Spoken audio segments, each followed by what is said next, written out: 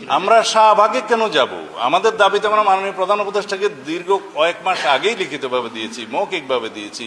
আমরা বিভিন্ন সেমিনার সিম্পোজিয়ামে বলেছি, বিভিন্ন অনুষ্ঠানে বলেছি।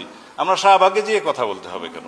বড় দল হিসাবে আওয়ামী লীগের মতো বড় দলকে যদি এরকম কার্যক্রম নিষিদ্ধ করা হয়, বিএনপি দীর্ঘদিন ধরে যে গণতান্ত্রিক বাংলাদেশের কথা বলছে সেটার খানিকটা ব্যাঘাত করবে কিনা?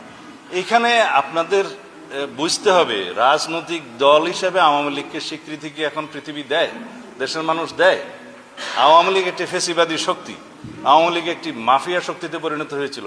আওয়ামী লীগ দীর্ঘদিন ফেসিবাদ এবং মাফিয়াতন্ত্রের চর্চা করেছে বাংলাদেশের মানুষের উপরে, এবং তারা যে অত্যাচার, নিপীড়ন, নির্যাতন, গণহত্যার মধ্য দিয়ে তাদের পরিসমাপ্তি ঘটিয়েছে, নিজেদের রাজনৈতিক মৃত্যু ঘটিয়েছে। এরপরও তো রাজনৈতিক is no more political party. এটা একটা মাফিয়া পার্টি, এটা একটা মাফিয়া শক্তি, এটা একটা ফেসিবাদী দল। সুতরাং রাজনৈতিক দলের কোনো তকমা দিতে চাই না। আওয়ামী লীগের ডিএনএতেই গণতন্ত্র নাই, রাজনৈতিক চর্চা। আওয়ামী লীগ নিষিদ্ধের ব্যাপারে